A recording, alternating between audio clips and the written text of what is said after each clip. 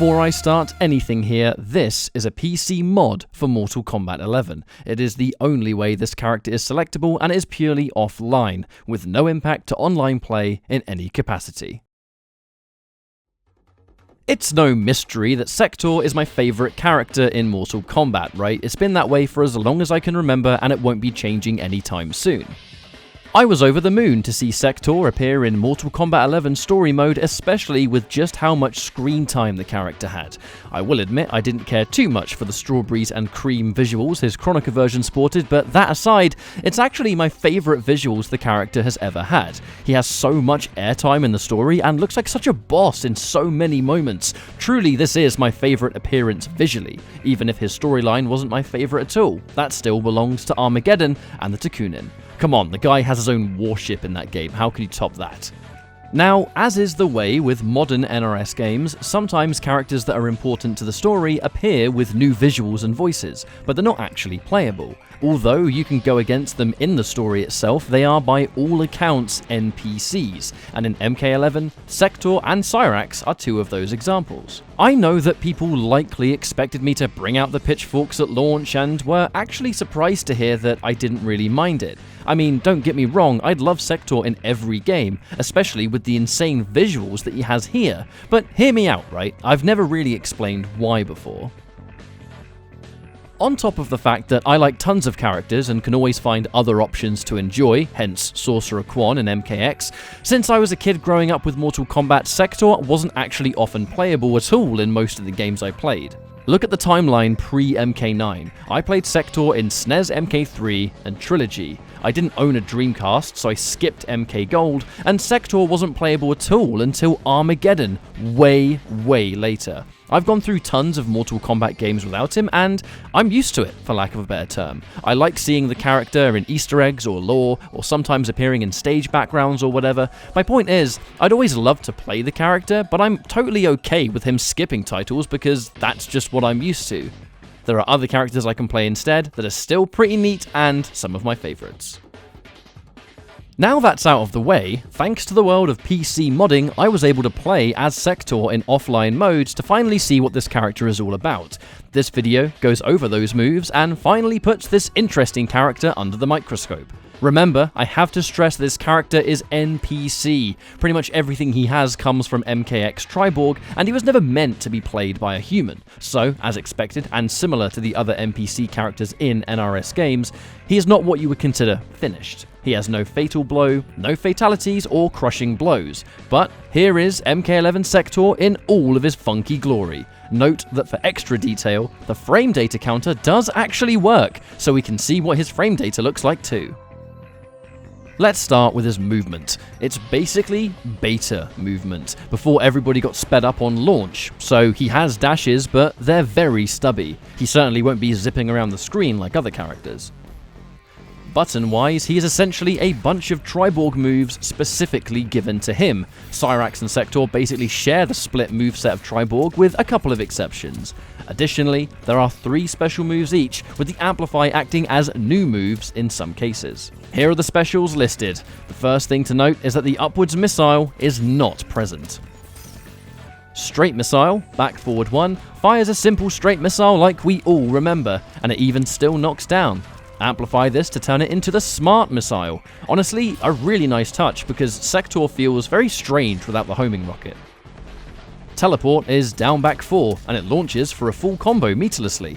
Amplify this for the extra hit, but in this game it doesn't result in the separate juggle from regular combos like it does in MKX. It just kind of continues the gravity of whatever combo you're doing, so converting off it is tricky and basically impossible after a combo with loads of hits. It doesn't result in that much extra damage either, so it's mostly for show. Finally, this move can still be done airborne, and it even keeps the instant air properties where it starts up faster in the air as well. Mad, really. The air teleport lets you get damaging air-to-airs for some swaggy combos. Flameburner, down forward 3, has no amplify, but it's fast and does great damage. It's basically your best combo ender because it adds the damage and it is easy to combo into. It's -4 on block, so totally safe, making it a safe option for other situations that you'd otherwise overcommit to. Button-wise, here is the lowdown. If you've played MKX Triborg, you will definitely recognize them. Forward 3 still acts as a low slide, but in this game, you can special cancel it. It actually becomes a cute little combo ender for launchers that hit far away.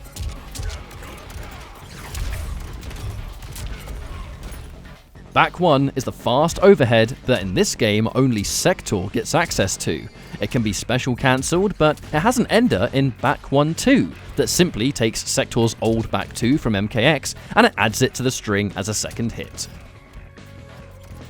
Back 3 is your traditional low starter and can once again be special cancelled. The thing about overhead and low into teleport is that the old MKX mind game of meter burning it on block into air dash to be safe doesn't exist, because air dash doesn't exist, so this by all accounts is an unsafe mix-up to go for.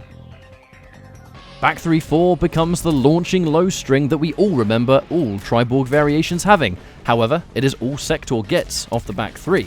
The back 3 down 4 string goes to Cyrax, a story for another time. Back 3-4 in this game can be special cancelled into grounded specials though, which opens up for some very cool combos in the corner thanks to Smart Missile. The only string you get from 1-1 is 1-1-4, but it leads to easy combos and does great damage. Standing 1 recovers mad fast, so even with your terrible movement, dash into Standing 1 can be a combo extender. Standing 4 is great for combos, and it keeps its funky juggle properties in the corner. Sektor's old forward 2-1-2 backdash in MKX is simply just 2-1-2 in this game, and it combos the same way. The only thing you can't do is restand with it in this game, so it is best used to start combos on the ground, and the 2-1 is great for linking them because you move forward. Believe it or not, he actually has a short hop attack, and both a wake up 3, which is just taken from the air charge, and an up 2, which is one of the final hits from the old back 3 string. Both throws are the same, the regular throw from Mortal Kombat X. Blow pokes are very hit and miss, a fast down 1 but a majorly negative on block down 3 and down 4. Down 3 and down 4 are both unsafe on block, which is another knock-on effect for us not normally being able to use NPC characters, right? This kind of funky frame data is to be expected. Here, what we're left with is a similar experience to the MKX Sektor Triborg variation, but missing some key components that made him play the exact same way. We don't have the air dash for safety off teleport, nor things like Havoc missiles, which would usually be a safer option on block. Instead, we have to go to Flame Burner because it's only -4, but less rewarding on hit damage-wise than teleport would be. But even having an unseeable overhead low mix-up is something that feels mad powerful. Remember, that's not a common mix-up in this game. The biggest thing that I miss personally is knockdown pressure. Smart Missile doesn't really work that way, and our movement is so terrible in the first place that making getting in afterwards not very effective. Losing the up missiles leaves us with a projectile-heavy hit-and-run style character that would likely be projectile-heavy at first, and on block, looking to either do teleport on hit into knockdown, or on block staying safe with Flame Burner. Finally, on the subject of frame data, Sektor has some very strange plus frames. I'd like to say again, this kind of weird data is common in NPCs, but check this out. Standing 4 and 114 are both really plus. 114 is plus 14, and even if you flawless block the gap, which, yeah, you can flawless block the gap, the string remains plus enough that you can jail a 2-1 afterwards, making 114 into 2-1 Flame Burner a true block string. Flame Burner is plus 48 on hit. It's basically as long as you're in the animation, you're stuck in place. Combine this with the fact that Flame Burner is only -4 on block, and we have an unseeable overhead and low mix, we're totally safe on block, and on hit we get a guaranteed mix-up. That is pretty sweet, taking a little bit of MKX with us into MK11 it seems.